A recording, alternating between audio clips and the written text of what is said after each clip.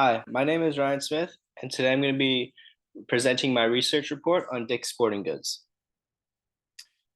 In 2023 marked Dick's Sporting Goods' 75th anniversary. Dick's plans on bringing in 9 House of Sports locations that will begin opening in 2024.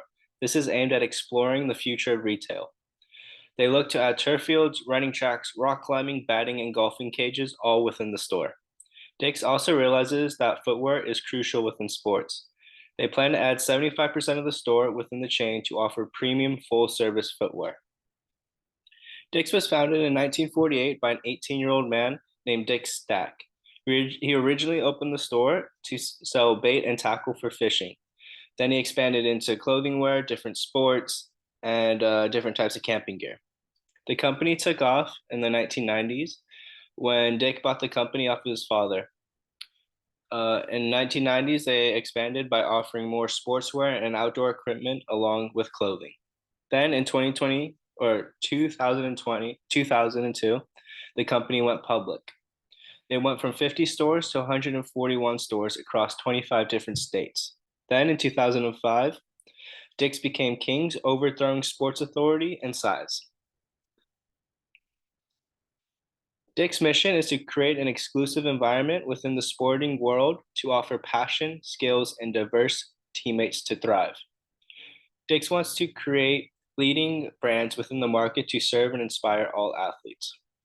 Dick's vision is to inspire, support, and personally equip all athletes to achieve their dream. Their vision is inspired by the core belief that sports has the power to change lives. All right, now we're going to hop into the management and leadership. The executive chairman is Edward W. Stack, who took over from his father. The chief financial officer is Naveed Gupta, and the chief technology officer is Vlad Rack. The chief marketing officer is Emily Silver, and the chief e-commerce officer is Denise Karkos. The current CEO is Lauren R. Horbart. She joined in 2011 at Nike, and then in 2021 took over as CEO. She helped the company refocus on improving key categories like youth sports and customer service, and adding in-store experience that the internet lacks, which is also their competition. The target market and strategy. The company focuses on serious athletes, weekend warriors, and kids all levels of play. Their strategy, they want to go into the women's line by offering yoga gear, yoga-inspired clothing. That includes the Carrie Underwood set that is exclusive to Dick's Sporting Goods. Another strategy is they let moms control their strategy. Dick's recognizes that kids and moms have a lot of power in determining what market they enter. For example, soccer sales rose when the World Cup was happening because that inspired kids to want to play soccer. They also use the House of Sports, which is putting green, personal appointments in the wellness center, yoga classes, rock climbing, batting cages, and equipment fixes that cater to each of the individuals to see what sport they like and enjoy to buy more products. And then they also do internal investing. That is improvements to the store, making it better, branding, and also inventing their own business line called DSG, which is their own brand. This is effective strategy because it is outperforming and differentiating from their competition while providing upgrades and opportunities. Now we're going to hop into the pastel. The political factors. Since Dick's is in several different countries, it exposes itself to different types of political environment and political system risks, such as political stability and risk of military invasions that they have to take into account when opening a new store. The economic factors. This impacts Dick's on inflation rates, saving rates, and foreign exchange rates in determining how they operate,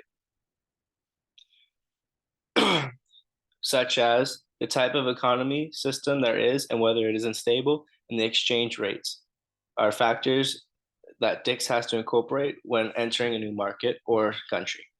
The social factors, Dick's tries to understand the customer of a given market and how to design a message to the industry consumers. Such examples include demographics, that are skill level of the population and culture, gender roles, and the social culture. Next, we hop into the technological factors of entering a new market. Technology is fast and always changing. Some examples would be recent technology developments by Dick's competition that influence them, an impact on cost structure in the sports goods store industry. Environmental factors. Some examples include air and water pollution regulations in the industry and attitudes toward going green and renewable energy. Lastly, the legal factors. Dick's needs to understand and evaluate the legal frameworks and institutions of each country before entering the market.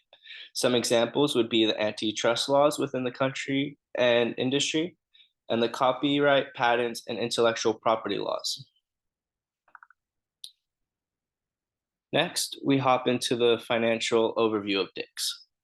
Information from the SEC is in thousands, and information from Microtrends is in millions, except ratios. So, for example, the gross ratio of Dick's was 12,368,000.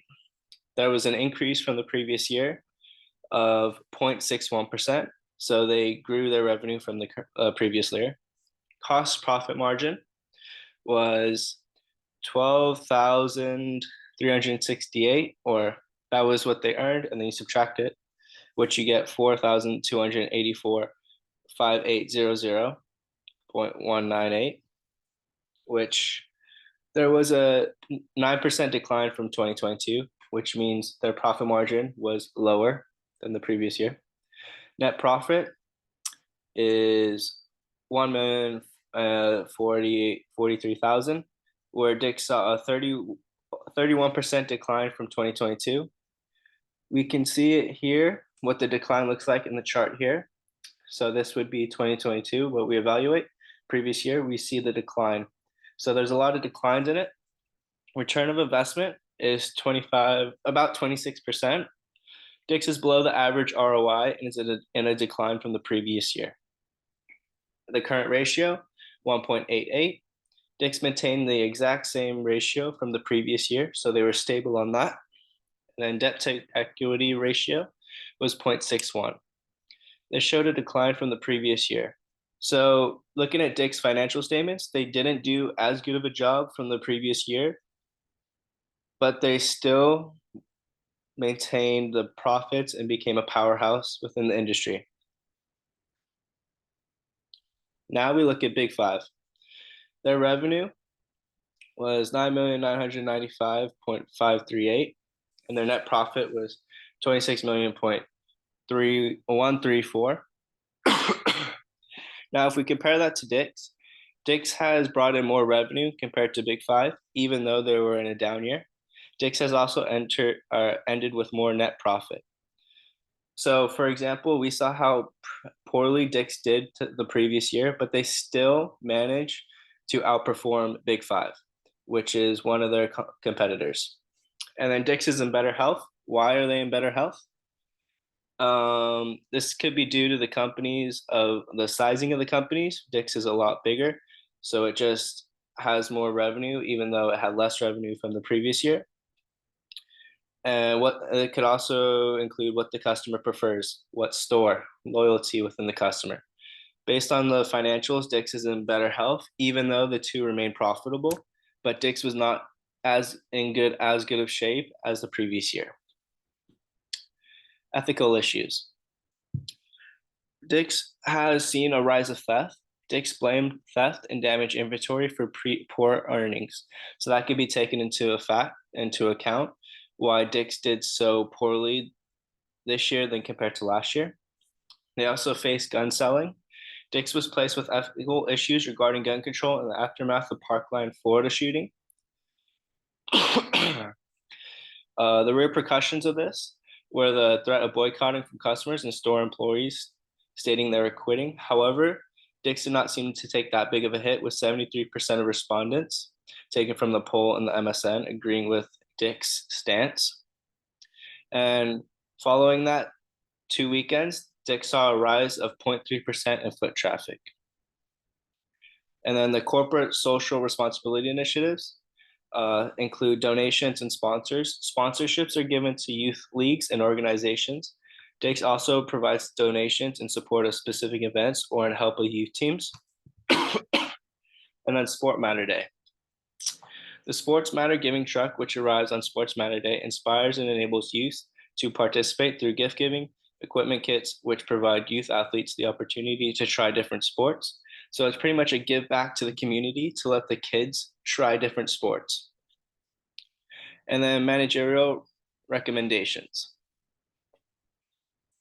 I would suggest trying to prevent theft. Dick saw a 23% drop off in his profit sales, despite that rose 3%. And then there's a lot of things that go into this. For example, police officers can't really do anything. What I would suggest is hiring security guards at the doors to help prevent theft or turn it away, even though it won't be as successful, but it will be there for your common good, just having a security guard there. Improving ROI. Dick's is below average. They can improve by growing sales and generating more revenue through brand exposure, such as Sports Matter Day. I would focus on exposing the brand as best as possible, whether that be sponsorships, organizations, Sports Matter Day, just getting the business known, which they already have, but getting it even bigger known, maybe worldwide. And then improving net profit. One way we could do this is stop inventory from getting stolen. Dix can ask the police force in conjunction with the FBI to target projected incidents of groups of stealing. So this would help them keep their inventory to sell to increase their net profit, because if their inventory is stolen, they can't sell that profit and they take a loss. And I would also recommend generating higher profit margins. Dick's has found a way to generate high profit margins by developing their own labels of clothing, such as the DSG brand. I would recommend trying to market this and advertise this as much as possible, because Dick's can keep a higher margin of profit of what they sell because it's their own brand. So I would suggest marketing this as highly as possible, maybe in trying to get it worldwide. After those recommendations, here are my references, all of them that I use within my project. Thank you for your time, and that is the end of my project.